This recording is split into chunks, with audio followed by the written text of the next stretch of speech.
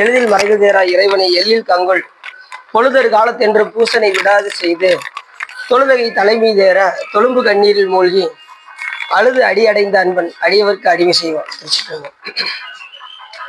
நாம் இன்று திருவம்பாவையில் இன்று 13வது பாடலை பற்றி சிந்திப்பதற்கு திருவருளும் குருவருளும் அடியார் அருளும் பற்றியுள்ளது.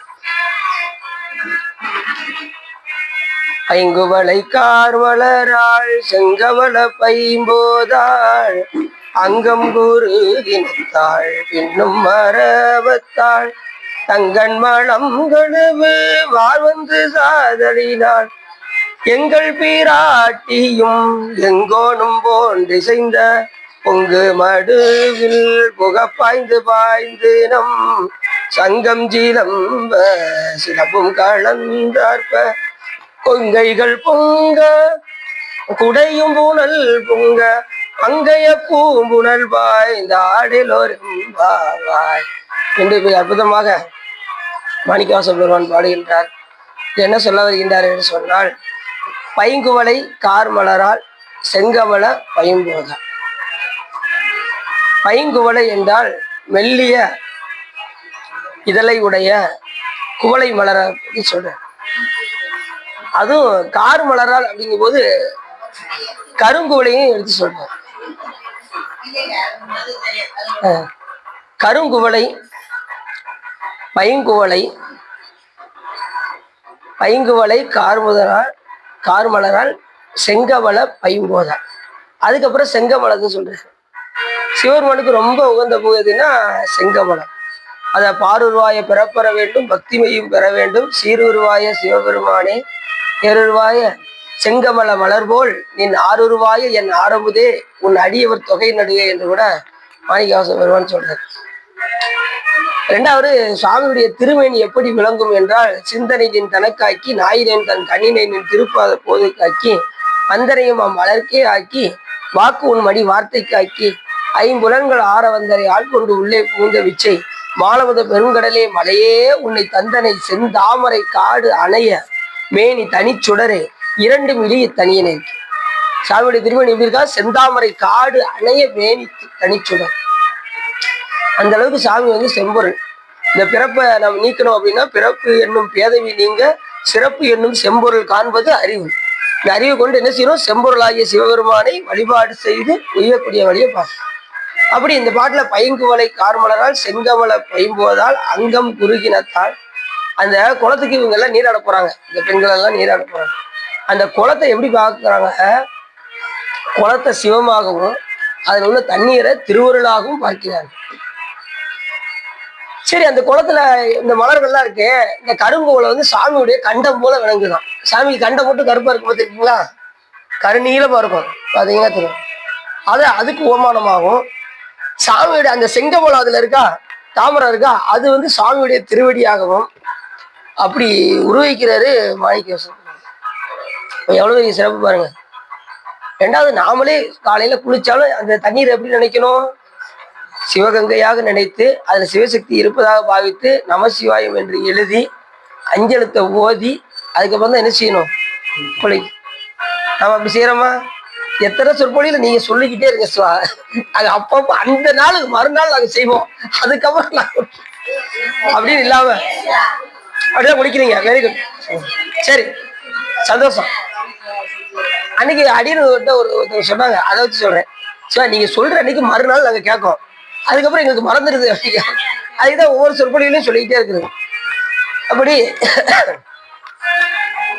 பைங்குவளை கார்வளரால் செங்கமல பைம்போதால், போதுன்னா மலர்னு அர்த்தம். அதுவும் அரும்பு மலர்னு அர்த்தம். அதுலயும் பேரரும்பு மலர்னு அர்த்தம். இப்ப மல்லிகை முட்டெல்லாம் எப்படி அதுவும் அரும்பு தான், அது சிறுசா இருக்கு. ஆனா தாமரை அது சிறுசாவா இருக்கு, அது பேரரும்பு. அதனாலதான் அது போது மலர்னு பேர். போதார் மலர் கொண்டு நிறைய பாட்டுல வரும். அந்த புகுவார் அவர் பின் புகுவேன்கிறார்ல அப்பசாமி வந்து, என்ன பாட்டு சொல்லுங்க பார்ப்போம். புகுவார் அவர் பின் போதாய மலர் கொண்டு போற்றி நின்று அப்படின்னு இன்னொரு பாட்டிலே சொல்றாரு. போது என்றால் மலர்னு அர்த்தம். இந்த மலரை வைத்து வழிபாடு செய்வது மிக மிக முக்கியமான சிவபுண்ணியம். சிவபுண்ணியத்திலே முக்கியமானது எதுன்னா இறைவனை மலர் கொண்டு அர்ச்சிப்பது. மலர் கொண்டு அர்ச்சிச்சாதுன்னா சாமி அருளை வழங்காம இருக்கவே மாட்டாராம். புண்ணியம் செய்வாருக்கு பூவுண்டு நீருண்டு அண்ணல் அது கண்டு அருள் புரியா நிற்கும் எண்ணிலி பாவிகள் என்கிற ஈசனை அன்னறியாமல் அழுவுகின்றாரு. இதை பார்த்து அருள் புரியாம இருக்கவே மாட்டாராம். நீங்க பூ கொடுத்துட்டீங்கன்னா பூவை பறிச்சு தண்ணியில நனைச்சு சாமிக்கு கொண்டு போய் சாத்தியாச்சுன்னா அண்ணல் அது கண்டு அருள் புரியா நிற்கும். இதை பார்த்து சிவபெருமான் அருள் புரியாம போயிடுவாரா அப்படிங்கிற. அப்ப நம்ம அதை செய்யணும்னு அர்த்தம். நிறைய பேர் அந்த பணியை சிறப்பா செய்யறாங்க.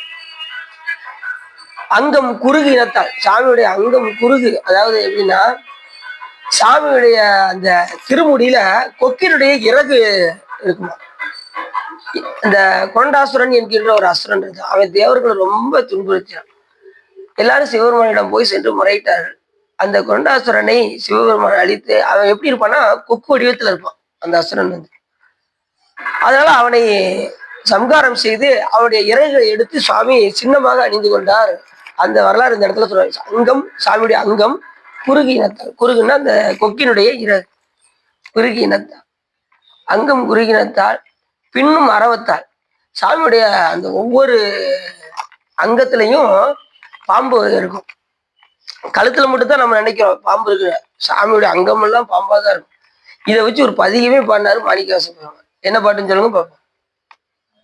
பூவார் சென்னி மன்னன் புயங்க பெருமான் சிறியோமை ஒவ்வாது உள்ளம் கலந்து உணர்வாய் உருக்கும் வெள்ள கருணையினால் ஆகா எண்ணப்பட்டு ஆட்பட்டீர் வந்து ஒருபடுமின் போவம் காலம் வந்ததுதான் புயங்கன் ஆழ்வான் பொன்னடிக்க. புயங்கன் அப்படின்னா பாம்பை அணிந்தவன் அர்த்தம். சிவபெருமானுக்கு அப்படி ஒரு பேர். இந்த பதியம் முழுவதுமே புயங்கன் புயங்கன்னே பாடியிருப்பார். இந்த பதியத்தை பாடும்போது சொல்றாரு, புகழ்மின் தொழுமின் பூ புனைமின் புயங்கன் தாளையே புந்தி வைத்திட்டு இகழ்மின் எல்லா அல்லலையும் இனி ஒரு இடையூறு அடையாமே நெகிழும் அடியார் முன் சென்று நாம் நெஞ்சமுருகி நிற்போமே. இப்படி சொல்றாரு. இந்த பதியம் முழுவதுமே புயங்கன் புயங்கன். வழிபாட்டுக்கு வந்தாச்சுன்னா என்ன சொன்னாரு? புகழ்மீன் சாமியை போற்றி பாடணும். தொழுமீன் இறைவன் திருக்கோயில போய் தொழணும். பூப்புனை மீன் சாமிக்கு கண்டிப்பா என்ன செய்யணும்? பூ புனைந்து கொடுக்கணும். மலரால இறைவனை அர்ச்சிக்க வேண்டும். அதுக்கு எண்ணில்லாத அருள் நமக்கு கிடைக்கும். துளைக்கில் நல் மலர் தொடுத்தால் தூயல்வின் ஏறலாகும். சிவலோகம் எளிமையாக கிடைக்கும். என்ன செஞ்சா? மலர் பணி செஞ்சா. மலரை பற்றி படிக்காத அடியார்களே கைத்திருத்தொண்டு செய்யும் கடப்பாட்டினாரும் கூட சேக்கிலா சாமி சொல்றாரு. இந்த அடியார்கள் என்ன செய்வாங்களா? கையில தொண்டு செஞ்சுக்கிட்டே இருப்பாங்க அப்படின்னாரு. எந்த நேரமும் சும்மாவே இருக்க மாட்டாங்க அடியார்கள். ஏதாவது சாமிக்கு ஏதாவது செஞ்சுக்கிட்டே இருக்கணும். சும்மா இருந்தா கூட பூ கட்டிக்கிட்டே இருக்கணும். சும்மா இருந்தால் போய் கோயில போய் விளக்கு போட சிவ சம்பந்தமாகவே இருப்பார்கள் இந்த அடியார்கள். அதான் கைத்திருத்தொண்டு செய்யும் கடப்பாட்டினர் அப்படின்னாரு சேக்கிலா சாமி. அப்படி இந்த பாட்டில் சொல்லும்போது எப்படி சொல்றாரு? புகழ்மீன் தொழுமீன் புனை மீன் புயங்கன். அதுவும் அந்த பணியை செய்யும் போது என்ன செய்யணும்னாரு? புயங்கன் தாளையே புந்தி வைத்துட்டு சாமி திருவடியை நினைந்து கொண்டே பூ கட்டணும். சில பேர் கதை பேசிக்கிட்டே பூ கட்டாங்களே. அப்புறம் எப்படிங்க உங்க வீட்டுக்காரர் போயிட்டு வந்தாரு, ஊருக்கு போயிட்டு வந்தாரு, என்ன பேசு அப்படின்னு பூ கட்டுன்னு வச்சுக்கோங்க. ஏழாயிரம் விடையாயிரம். அப்படி கட்டக்கூடாது. நிறைய பேர் அப்படிதான். அந்நேரம் என்ன ஆகும்னா எச்சி தெரிக்கும். நீங்க பேசும்போது எச்சி தெரிக்குமா? அப்ப அது என்ன மலர் ஆயிரும்? எச்சி மலராக ஆயிரும். அதனால நம்ம என்ன செய்யணும்? இறைவனுடைய புகழை பாடிக்கொண்டே, அதுவும் மனசுக்குள்ள பாடிக்கிட்டே நம்ம கேட்டோம். அதுதான் சிறப்பு. அது மாதிரி என்னங்க சார் நீங்க பூங்கிறீங்க, கடையில வாங்கி வச்சுட்டா முடிஞ்சு போச்சு, இது ஒரு பெரிய விஷயமா? நாங்க போய் பறிச்சுதான் ஆகணுமா? அப்படின்னா பறிச்சுதான் கொடுக்கணும்னு சொல்லி நூல்கள் சொல்லுது. பறித்து மலர் கொண்டு வந்துமை ஏத்துதும் பணிந்து நாமடியும் சிறப்பிலி தீவினை தீண்டப்படா திருநீலகண்டம். ஞானசம்பந்த பெருமான் சொல்றாரு பறித்து மலர். அப்ப சொல்றாரு, திருநாம மஞ்சளுத்தும் செப்பாராகில் திறமுருகால் தீவன்னர் பேசாராகில் ஒரு காலம் திருக்கோயில் சூழாராகில் உண்பதன் முன் மலர் பறித்திட்டு உண்ணாராகில். மலர் பறிச்சு கொடுத்துதான் சாப்பிடும். அதனால புகழ்மின் தொழுமின் பூப்பனை மீன் புயங்கன் தாளையே புந்தி வைத்திட்டு இகழ்மின் இனி எல்லா அல்லலையும். அப்படி செஞ்சா நம்மளுடைய எல்லா அல்லல்களும் போயிடும். அப்படி பைங்குவளை கார்மலரார் செங்கமல பைம்போதால் அங்கம் குறுகினத்தால் பின்னும் அறவத்தால் உடம்பு முழுவதும் பாம்பு சூழ்ந்திருக்கு சுவாமி. அங்கம் குறுகினத்தால் இப்ப பாம்பினுடைய விஷம் வந்து மற்றவர்களுக்கு தானே ஒழிய அதுக்கு கிடையாது. அதுபோல மாயை வந்து நம்மளைத்தான் என்ன செய்யும்? மயக்கவே தவிர சிவபெருமானை ஒண்ணும் செய்யாது. ஏன்னா அவர் எல்லாவற்றையும் கடந்து. மாயை மயக்கவும் செய்யும் என்று. நம்ம ஈஸியா மாயைக்கு மயங்கிறோம், ஆனா சாமி அப்படி மயங்க மாட்டார். ஏன்னா அவர் இயல்பாகவே பாசங்களில் இருந்து நீங்குது.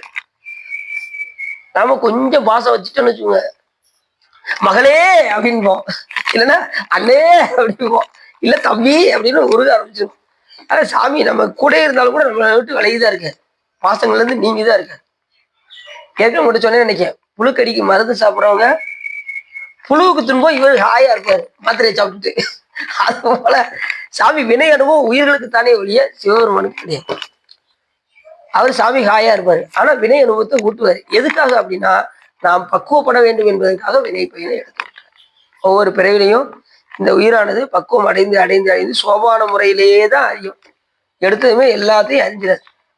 அப்படி அங்கம் குறுகினத்தால் பின்னும் அரவத்தால் தங்கன் மலம் கழுவு வார் வந்து சார்ந்தலினால். இந்த மலத்தை கழுவுறதுக்கு இப்ப நம்ம உடல் அழுக்க போக்குறதுக்கு குளத்துல போய் குளிக்கோமா, அழுக்கு நீங்குதான். அதே போல நம்ம கிட்ட இருக்கக்கூடிய ஆணவ மலத்தை கழுவுறதுக்கு அங்க அந்த குளத்தை சிவமாகவும் தண்ணீரை திருவருளாகவும் எண்ணி, அங்க இருக்கக்கூடிய தாமரை மலர்களை திருவடி மலராகவும் எண்ணி, கரும்பு வலையை சாமியுடைய கண்டமாக நினைத்து எப்படி பாக்குறாங்க பாருங்க ஞானிகள்லாம். அப்படி மூழ்கும் போது நமக்கு திருவருளில் மூழ்குவது போல் நினைக்கிறோம், சிவத்தில் அழுந்துவது போல நினைக்கிறோம். மாணிக்கவாச பெருமான் எப்பேற்பட்ட ஞானி, அவரு எப்படி பார்ப்பாரு சாமியை யோசிச்சு பாருங்க. ஒவ்வொரு பாட்டையுமே சிவபெருமானை வச்சு வச்சு எப்படி பாடியிருக்காரு பாருங்க. நாமெல்லாம் உடனே உலகத்தை தான் சிந்திப்போம், ஆகா எவ்வளவு இயற்கை சூழ்நிலைகள் எப்படி இருக்கிறது அப்படின்னு நம்ம இப்படி யோசிப்போம். ஞானிகள்லாம் பார்த்தீங்கன்னா நம்ம காரைக்கிழமையார் பார்த்தீங்கன்னா அந்த சூரிய உதயம் உதயம் பாருங்க, அது உதிக்கும் போது சாமியுடைய செஞ்சடை போல் இருக்கிறது அப்படிம்பாங்க காரைக்கிழமையார். இப்ப நமக்கு அப்படி தெரியுதா? தெரிய மாட்டேங்குது. நமக்கு சூரியன் உதிக்கிற மாதிரி தான் தெரியுது. அந்த சிகப்பா இருக்குல்ல, காலையில உதிக்கும் போது சிகப்பா இருக்குல்ல, அது சாமியுடைய செஞ்சடை போல இருக்கு அப்படிங்கிறாங்க அம்மையார். எல்லாமே அவங்க அப்படிதான் பார்ப்பாங்க, எதை பார்த்தாலும் சிவமா பார்ப்பாங்க. அதனால அவங்க பார்க்கும் இடமெல்லாம் எங்கும் நீக்கமர நிற்கின்ற பரிபூரணமா பார்க்கறதுனால அவங்க ஞானியா இருக்காங்க. நமக்கு செவரு செவரா தெரியுது, மரம் மரமா தெரியுது, பிள்ளைகள் பிள்ளைகளா தெரியுது, கணவர் கணவரா தெரியுதாரு, யாரும் சிவமா தெரியல. அதனாலதான் நமக்கு இந்த விளைவு. எல்லாம் சிவமா பார்க்குற நிலைக்கு வரணும், கொஞ்சம் கொஞ்சமா பக்குவம் வரணும், எடுத்ததுமே வராது, அது கொஞ்சம் கொஞ்சமா தான் வரும். எப்படியும் ஒரு 50 வயசுக்குள்ள வந்துட்டா பிரச்சனை இல்லை. நீங்க ஒண்ணு எங்களுக்கு 60 எல்லாம் தாண்டிருச்சு, இருந்தூர்ல எங்களுக்கு வர மாட்டீங்க அப்படின்னா அது கொஞ்சம் பரவாயில்ல, 60 வயசு வந்தாலும் பரவாயில்ல. நமக்காகவே அப்பா சாமி பாடி வச்சிருக்கேன். என்ன பாட்டு கேட்கலா? நிறைய பாட்டு பாடி வச்சிருக்காரு. என்ன அதுல நமக்கு வந்து காலத்தை மட்டும் வீணாக்கிடக்கூடாது, குறிக்கோள் இல்லாது கெட்டேன் அப்படின்னாரு. பாலனாய் கழிந்த நாளும் பனிமலர் கோதை மாதம் மேலனாய் கழிந்த நாளும் வெளியோடு மூப்பு வந்து கோலனாய் கழிந்த நாளும் குறிக்கோள் இல்லாது கெட்டேன். அதனால 60 வயசு ஆனாலும் பரவாயில்ல, இப்பயாவது நமக்கு வாய்ப்பு கொடுத்துருக்காருல, இனிமேலாவது அதை பயன்படுத்தி நம்ம வழிபட்டு உய்யக்கூடிய வழியை பார்க்கணும். அங்கம் குறுகினத்தால் பின்னும் மரவத்தால் தங்கன் மலம் கழுவு வாறு வந்து சார்தலினால் எங்கள் பிராட்டியும் எம் கோணும் போன்று இசைந்த. அந்த சாமியும் அம்பாளாகவும் எங்கள் பிராட்டியும் எங்கள் சாமியும் அந்த குளத்தில் இருக்கிறார்கள். நாங்கள் வந்து அதுல போய் எங்களுடைய மலத்தை கழுவுவதற்கு நாங்கள் திருவருளில் உய்கின்றோம். எது போலன்னா, இப்ப தீட்சையில இந்த நயன தீட்சைன்னு இருப்பாங்க, அது எடுத்து நயன தீட்சை. அதாவது குருநாதர் வந்து பார்வை, குருநாதருடைய பார்வை பட்டதுமே இப்ப குருநாதருக்கு முன்னாடி இப்படி உட்கார வச்சதும் குருநாதர் உங்களை பார்ப்பாங்க, அது வந்து நயன தீட்சைன்னு பேரு. அதுக்கப்புறம் உங்க மேல கையை வைப்பாங்களா, அது வந்து மானத கையை வச்சு மானதமா நினைப்பாங்க, அது மானத தீட்சைன்னு பேரு. அதுக்கப்புறம் திருவடி சுட்டுவாங்க, அது திருவடி தீட்சைன்னு பேரு. இந்த தீட்சையை வந்து கண்ணப்பனார் தீட்சை வாங்கினாதான் கேட்டாங்கல்ல, அவர் காலத்தீப்பருக்கு முன்னாடி போனதுமே சாமியுடைய அருள் நோக்கு பார்த்ததுமே அவருக்கு தீட்சை கிடைச்சிச்சு, சச்சி தீட்சை. நிறைய பேர் அவருக்கு தீட்சை கிடைக்காதுன்னு சொல்றாங்க. தீட்சை இருக்குன்னு சொல்லி நம்ம ஞானசம்பந்த பெருமாள் பாடியிருக்காரு, அப்பர் சுவாமிகள் பாடியிருக்காரு. யாருமே குருவர் இல்லாம திருவருளை அடைய முடியாது. அந்த சைட்ல ஒரு இது இருக்கா, ஒரு பேப்பர் மாதிரி அந்த சைட்ல வச்சு அதை எடுத்துருங்க, அதை நைஸா பார்த்து பிடிச்சிட்டு நைஸா பிடிச்சிக்கிறோங்க, அதை மட்டும் கொடுங்க. அதை சொல்றாரு, முன்பு திரு காலத்தி முதல்வனார், திருக்காலத்துக்கு யாரு போனா, கண்ணப்ப நாயனார் போனார். காலத்தி முதல்வனார் அருள் நோக்கால் சாமியுடைய அருள் நோக்கால் இன்புற்று. லைட்டு போடலையா? அந்த லைட்டு போடலையா? எதிர்த்து போடுங்க சார்.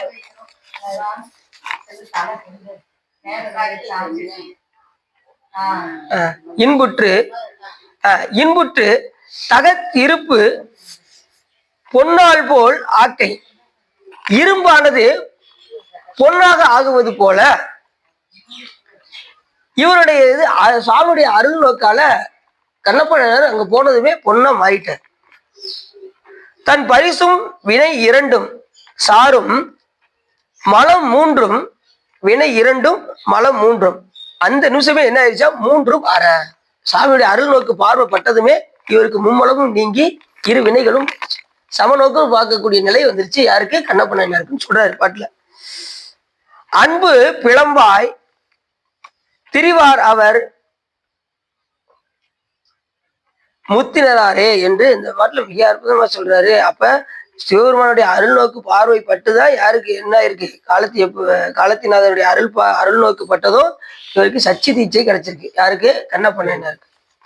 அது மாதிரி குருநாதர் வந்து சச்சி தீட்சை, அதாவது எப்படி இது எது போல அப்படின்னா, சச்சி தீட்சைன்னு இப்படி பாக்குறாங்கல்ல, மீன் வந்து முட்டை போட்டதும் கொஞ்ச நாள் கழிச்சு அந்த முட்டையை வந்து மறுபடியும் இப்படி கண்ணை பார்க்கும் பாருங்க, உடனே அது குஞ்சு பொறிக்க ஆரம்பிச்சிடும்.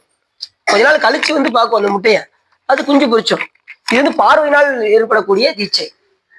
ரெண்டாவது பாத்தீங்கன்னா பரிசு தீட்சை. மாணவருக்கு ஆசிரியர் இப்படி கையை வச்சு சொல்லுவாரு பாத்தீங்களா, இந்த பறவை வந்து குஞ்சுகளை அடகாக்கும் பாத்தீங்களா, அது மாதிரி இருக்கக்கூடிய அந்த தீட்சைக்கு பேரு மானத தீட்சைன்னு பேரு. குருநாதர் உங்க கை மேல வைப்பாங்க பாத்திருக்கீங்களா தீட்சை இருக்கும்போது? இது எது போல அப்படின்னா, ஆமை இருக்கு பாருங்க, ஆமை வந்து ஒரு இடத்துல முட்டை போட்டு வந்துடும். கொஞ்ச நாள் கழிச்சு நம்ம எங்கேயோ ஒரு இடத்துல முட்டை போட்டோம்ல அப்படின்னு நினைக்கும் பாருங்க, அந்த நேரத்துல அதை குஞ்சு பிடிக்க ஆரம்பிச்சு. ஆமா, அந்த மாதிரி அந்த தீட்சைக்கு வந்து மானத தீட்சைன்னு பேரு. நினைச்ச மாத்திரத்துல அது முட்டை பொறிக்க பார்த்தீங்களா, அது மானத தீட்சை. அது போல குருநாதர் நம்ம மேல கையை வச்சதும் நமக்கு அந்த தீட்சையை அவங்க கொடுப்பாங்க. அடுத்து திருவடி தீட்சை. அது அந்த தீட்சைக்கு தான் இவரு நடிந்தனைய திருவடி என் தலைமையில் வைத்தால் நல்லூர் எம் பெருமானால் நல்லவாரன் அப்பசாமின்னு சொல்றாரு. இது திருக்கழுக்குன்றத்துல திருவடி சுட்டினான்னு சொல்லி மாணிக்கவாச பெருமான் சொல்றாரு. இப்படி எல்லா அருளாளர்களுமே சொல்றாங்க. சென்னி சுட்டுதல். சுந்தரமூர்த்தி சுவாமிகள் திருவதிக வீராட்டத்துக்கு வந்தார். ஆகா, இது அப்பர் சுவாமிகள் உழவர பணி செஞ்ச இடமாச்சே, அங்க பாதத்தை வைக்கிறதுக்கு யோசிச்சுட்டு அங்க ஊருக்கு எல்லையில சித்தவட மடம்னு ஒரு மடம் இருந்து, அந்த மடத்துல அங்க போய் தங்கி இருப்போம் அப்படின்னு சொல்லி திருவடி அங்க அந்த திருக்கோயில வந்து உள்ள போல தொட்டு கும்பிட்டுட்டு அந்த சித்தவட மடத்தில் தங்கி இருந்தார். அப்போது சிவபெருமான் ஒரு வயோதிகர் இடத்துல வந்து அவர் பாதம் அவர் மேல காலை வச்சு இப்படி படுத்திருந்தாரு. சாமி கண்ணை முடிச்சு பார்த்தாரு பாருங்க சுந்தரம் சாமி. யோ பெரியவரே, என்னைய காலை மேல வச்சு படுத்திருக்க அப்படின்னு சொல்லி அந்த பெரியவரை திட்ட. ஆனா வச்சது யாரு? சிவபெருமான் தான் பாதத்தை வச்சிருக்காரு. உடனே எனக்கு ரொம்ப வயசாயிடுச்சுல, அதனால தெரியாம பட்டுருச்சு அப்படின்னாரு சிவபெருமான். உடனே இவர் கொஞ்சம் நல்லா வந்தேரியா அப்படின்ட்டு தள்ளி போய் இடத்துல உறங்கினார். உடனே சாமி அப்பயும் விடல, மறுபடியும் போய் திருவடி எடுத்து மேல சூட்டி இப்படி படுத்திருந்தார். நானும் பார்த்துக்கிட்டு இருக்கேன் என்னையா அப்படின்னு சுந்தரம் சாமிகள் யாரை பார்த்து திட்டினாரு? சிவபெருமான் பார்த்து. நானும் பார்த்துக்கிட்டே இருக்கேன், கால் மேல பட்டுக்கிட்டே இருக்கு அப்படின்னதும், சுந்தரா என்ன உனக்கு தெரியலையா அப்படின்னாரு சாமி. அதுக்கப்புறம் பார்த்தாருல, ஏற்கனவே கைலாய மலையில பார்த்துருக்காரு. இப்ப 2 தடவை திருவடி சுட்டும் இவரால் கண்டுபிடிக்க முடியல. உடனே அதுக்கப்புறம் சாமி தன்னுடைய உருவத்தை காமிச்சதும், தம்மானை அறியாத சாதியார் உலரே. ஒருத்தவங்க ஒரு சாதியை தன் சாதி அப்படின்னு கண்டுபிடிச்சிருவாங்க, என்னால அது கூட கண்டுபிடிக்க முடியலையே பெருமானே அப்படின்னு ரொம்ப வருத்தப்பட்டாரு சுந்தரம் சாமி. தம்மானை அறியாத சாதியார் உலரே சடை மேற்கொள் பிறையானை விடை மேற்கொள் விகிர்தன் கைமாவின் உரியானை கரிகாட்டில் ஆடல் உடையானே விடையானே கரை கண்ட கண்டத்து. எம்மானை எரிகடில படவீரட்டானத்து குறைவானை போதும் இகழ்வன் போல் யானே. இப்படி பாடுறாரு, அருமையான பாட்டு. ஒன்னு போய் நான் திட்டிட்டேனே சாமி, இகழ்வான் போல் யானே அப்படின்னாரு. ஒவ்வொரு பாட்டுலையும் இகழ்விட்டேனே சாமி, ஒன்னே போய் நான் திட்டிட்டேனே அப்படின்னு ரொம்ப வருத்தப்பட்டு இந்த பாட்டை பாடிடுறாரு. தம்மானை அறியாத சாதியார் உள்ளார் சடைமேற்கொள் பிழையாடை விடைமேற்கொள் விகிர்தன். நீங்க பேர்பட்ட சாமி, உன் திருவடி நீ 2 தடவை சுட்டி கூட நான் உன்னை அறியாம விட்டுட்டேனே அப்படின்னு ரொம்ப வருந்தி பாடியிருப்பார். ஒவ்வொருத்தருக்கும் சாமி திருவடி சுட்டி. அது மாதிரி இந்த பெண்கள் எல்லாம் அப்படி மூழ்கும் போது அந்த தாமரை மலர்கள்லாம் மேல படுமா, அப்ப சாமியுடைய திருவடி படுவது போல அவங்க என்றாங்க. அந்த பெண்கள்லாம் எப்படி சொல்றாங்க பாருங்க. அதெல்லாம் திருவடி தீட்சை சாமிக்கு. அதாவது குளத்தை நீங்க சிவமா பார்த்தீங்கன்னா உங்களுக்கு திருவடி தீட்சை கிடைக்கும். தண்ணீரை நீங்க குளமா பார்த்தீங்கன்னா அது உங்களுக்கு திருவடி தீட்சை கிடைக்கும். அப்ப சாமிகள் வந்தாரு பட்டிச்சேரத்துல வந்து, ஒரு மனே அடியனுக்கு திருவடி சுட்ட வேண்டும் கேட்டாரு. எப்பா நீ நல்லூருக்கு வா அப்படின்ட்டு அங்கேயே கொடுத்துருக்கலாம். ஆனா அவருடைய வினைப்பயனை கழிக்க வேண்டும் என்பதற்காக சுவாமி கொஞ்சம் ஒரு 10 கிலோமீட்டர் தள்ளி வரைச்சு விட்டார். உடனே அங்கிருந்து கொஞ்சம் நடந்து போனாரு. சாமி எப்ப திருநாவுக்கரசர் வருவாருன்னு காத்துக்கிட்டே இருந்தாராம். அந்த 10 கிலோமீட்டர் எது போலன்னா, காலையில நம்ம பிள்ளைகளை போய் ஸ்கூல்ல போய் விட்டுட்டு வரோம், சாயங்காலம் போய் கூப்பிட போவீங்கல்ல பிள்ளைகளை, எப்படி இருப்பீங்க? உங்க மனசு எப்படி இருக்கும்? சந்தோஷமா இருக்கும். 2வது ஸ்கூல் முடிச்சு ஒவ்வொரு பிள்ளைகள போகும், ஒவ்வொரு முகத்தையா பார்ப்பீங்க, இப்படியே பார்ப்பீங்க. பார்த்துட்டு உங்க பிள்ளை வந்ததும் உடனே கட்டி பிடிச்சி வாடா செல்லம் செல்லம், காலையில போயிட்டு இப்பதான் வரையடே அப்படின்னு சொல்லிட்டு கண்ணத்தை பிடிச்சி முத்த கொடுக்கும். எப்படிலாம் இருப்பீங்க. அதே போல எப்ப திருநாவுக்கரசர் வருவாரு ஒரு ஆளையா பார்த்துட்டு இருந்தாரு. கடைசி திருநாவுக்கரசர் வந்தாரா, 2 திருவடியும் தூக்கி சாமி வச்சுட்டார். நான் இந்த நைய திருவடி என் தலைமேல் வைத்தார் நல்லூர் எம் பெருமானார். எப்படி வச்சாரு? நல்லவாறே வைத்தார், நல்லவாறே வச்சாரா சாமி. சாமி திருவடி போட்டா எப்படி இருக்கும்? நல்லா தானே இருக்கும். அந்த பேருங்கும் திருவடி பேருங்கும் எல்லை இல்லாதது. அதை கொடுக்கறதுக்கு சாமி தயாரா இருக்காரு. நம்ம வாங்குறதுக்கு இன்னும் தயாராகவே இல்லாமவே இருக்கும். அப்படி தங்கன் மலங்கழுவு வார்வந்து சார்தனினால் எங்கள் பிராட்டியும் எம் கோணும் போன்று இசைந்த அம்மையும் அப்பராக அம்மையப்பரே உலகுக்கு அம்மையப்பராக. சாமி அம்பாள் நேரத்தையும் சொன்னேன், சாமி அம்பாளை எப்பயுமே பிரிக்கவே முடியாது, பிரிப்பட்ட சக்தியா இருக்கும். ஏற்கனவே சொன்னேன், ஒரு தாளை எடுத்து காமிச்சு உங்களுக்கு என்ன சொன்னேன், பக்கம் எத்தனை இருக்கு? 2 இருக்கு. அதை பிரிக்க முடியுமா பக்கத்தை? அதே போல சிவமும் சக்தியும் எப்பயுமே பிரிக்க முடியாது. அது நமக்கு அருள் வழங்குவதற்கு தயாரா இருக்கு, நாம் வாங்குவதற்கு தயாராக இருக்கணும். அதுலேயும் இந்த மார்கழி மாசம் நல்லா சுவாமிய எண்ணி எண்ணி எண்ணி எண்ணி வழிபாடு செய்வதற்கு உண்டான முயற்சிகளை நாம ஒரு நாளை விட்டுறக்கூடாது. திடீர்னு வெளியூருக்கு போக வேண்டிய சூழ்நிலை வந்தா கூட இந்த நாளை நாம என்ன பணி செய்தோமோ அதை நினைச்சு பார்க்கணும். அப்படின்னாதான் அந்த பணி பூர்த்தி ஆகும். இன்னைக்கு வர முடியாத சூழ்நிலை வச்சுக்கோங்களேன், திருக்கோயிலுக்கு வர முடியாத சூழ்நிலைன்னா நீ ஏதாவது வெளியூருக்கு போயிருந்தா கூட திருக்கோயிலுக்கு வள வந்தது போல நினைக்கணும். நீங்க செய்யற பணியை மனசுக்குள்ளே செய்யணும். அப்படின்னாதான் அந்த பணி வந்து பூர்த்தி ஆகும். அதை விட்டுறக்கூடாது. எந்த நிலையிலையும் எந்த சூழ்நிலையிலையும் அதை நம்ம செய்யணும். ஆனா அப்படி நினைப்போம். ஆனா அந்த ஊருக்கு போக ஆரம்பிச்சாச்சுன்னா எல்லாத்தையும் நம்ம அங்க போயாச்சுன்னா போகத்துல மூழ்கினதும் இது மறைஞ்சிடும். அது மறக்காம இருந்தா ரொம்ப சிறப்பு. சரிதானா? அப்படி எங்கோனும் போன்று இசைந்த பொங்கு மடிவில் புகப்பாய்ந்து பாய்ந்து நம் அந்த பெண்கள் எல்லாம் போய் எதுல மூழ்கிறாங்க? அதுல போய் மூழ்கிறாங்க. புகப்பாய்ந்து அவங்க வளையலும் இதுவும் அணிகலன்களும் ஆரவாரம் செய்தான். வளையல்கள்லாம் அப்படியே ஆரவாரம் செய்தான். பொங்கு மடுவில் அவங்க முங்குனதும் தண்ணீர் இப்படி மேல பொங்கி வருதான். எல்லாரும் விழுகும் போது சாதாரண விழுவாங்களா? இப்ப சாதாரண தண்ணியை பார்த்தாச்சுன்னு சொல்லுவாங்க. அதுலயும் இப்ப இந்த பிள்ளைகள் எல்லாம் சொல்லவே வேண்டாம், டக்குன்னு உடனே போய் பாஞ்சிருவாங்க. நாங்க அப்படிதான் திருப்பெருந்துறைக்கு போயிருந்தோம். திருப்பெருந்துறையில ஒரு கிணறு இருந்துச்சு. நாங்க அடியாரெல்லாம் போயிருந்தோம். போனதும் அங்க தண்ணி நிறைய இருக்குன்னு சொல்லி ஒரு ஆள் போட்டு சல்லுன்னு வேலை வச்சாரு. அங்க ஆளவே இல்லை. காலில் அவருக்கு அடி விட்டுருச்சு பாவம். மேல இருந்து குதிச்சாரு. குதிச்சு கொஞ்சம் முக்கியளவு தான் தண்ணி உள்ள விழுந்து காலில் அவருக்கு கசங்கிருச்சு. தண்ணி இருந்தாலும் உள்ள போயிடலாம், போகாதனால அதுக்கப்புறம் நாங்க நல்ல வேலை அடின்னு சேர்ந்து உழவத்தான் பார்த்தேன். எல்லாரும் இருக்கு நான் ஆளை பாத்துக்கிறேன் அப்படின்ட்டு ஒரு ஆள் விழுந்து காமிச்சாங்க உண்மையில. அதுக்கப்புறம் சரியில்லை அப்படின்னு சொன்னதும் குட்டி அளவுக்கு தான் தண்ணி இருக்குன்னதும் அப்புறம் அதுக்கப்புறம் அவங்களுக்கு ட்ரீட்மெண்ட் கொடுத்து அதுக்கப்புறம் கூப்பிட்டு வந்தோம். எங்கேயுமே ஆளை விடாம காலை விடக்கூடாதுன்னு சொல்லி பழமொழி கேள்விப்பட்டிருக்கீங்களா? எங்கேயுமே தண்ணி ஆளை இருக்கான்னு பார்த்துதான் உங்களுக்கு படக்குன்னு போய் என்ன செஞ்சிடக்கூடாது கூட. அப்படி அது போல அந்த தண்ணீரை வந்து நம்ம என்னதான் பார்க்கணும், சிவமாக பார்க்க வேண்டும். தங்கன் வளங்களவு வார் வந்து சார்தினால் எல்லாரும் வந்து சாடுறாங்க, எங்க அந்த குளத்தை வந்து சாடுறாங்க. இப்ப நாமளும் எங்க சாரணும், சிவமும் சக்தியை சார வேண்டும். அவங்க எல்லாரும் குளத்தை சிவமாகவும் தண்ணீரை திருவருளாகவும் பார்த்து அதில் வந்து எதுக்காக, தங்கள் மலம் கழுவு, தங்களுடைய மலத்தை கழுவுவதற்காக வந்து அங்கே சார்கின்றார்கள். எங்க அந்த குளத்தை வந்து சாகிறார்கள். நாமளும் சிவமும் சக்தியும் போய் சாரணும். ஏன்னா இந்த உயிரானது சார்ந்ததின் வண்ணமாக இருக்கக்கூடியது. ஒண்ணு உலகத்தை சாரும், இல்லைன்னா என்ன சாரும், சிவத்தை சாரும். நம்ம எதை சார்ந்து இருக்கணும், சிவத்தை சார்ந்து இருக்கணும். உலகத்தை சார்ந்தா நமக்கு பிறப்பு வந்துகிட்டே இருக்கும், சிவத்தை சார்ந்தா பிறப்பு வராது. நம்ம உலகத்தை சாரணுமா சிவத்தை சாரணுமா நீங்க தான் முடியும். எதை சார்ந்துதான் அமையணும், சிவத்தை சார்ந்துதான் அமையணும். இந்த நந்தி பார்த்தீங்களா, திரும்பி இருக்கா நேரம் இருக்கா சாமி? பின்னாடி பலிபீடம் இருக்கு, பாசம். முன்னாடி வந்து சாமி ஒரு எட்டு எடுத்து வச்சா உள்ள சாமியை பார்த்து போயிடலாம். ஆனா அப்படி லேசா அந்த வாசனை மலை தாக்கும், இன்னும் கொஞ்சம் போய் அனுப்பிச்சிட்டு வரேன், உலகத்தை இன்னும் கொஞ்சம் நுகர்ந்துட்டு வரேன். அந்த வேப்ப மரத்துல உள்ள புழு வந்து கரும்பு தோட்டத்துக்கு மெதுவா ஊர்த்து போச்சு. கரும்பு இனிக்கும்ல, அங்கேயே இருக்கலாம்ல. நம்ம ஏற்கனவே வேப்ப மரத்துல இருந்து இன்னொருக்கு போயிட்டு வருவோம் அப்படின்ட்டு வரும். அந்த புழு வந்து மறுபடியும் அந்த கசப்பை நுகர்றதுக்கு வரும். அது போலதான் நம்ம இந்த உலகத்தை கசப்பு நம்ம இதை நுகர்ந்துக்கிட்டே இருக்கோம்.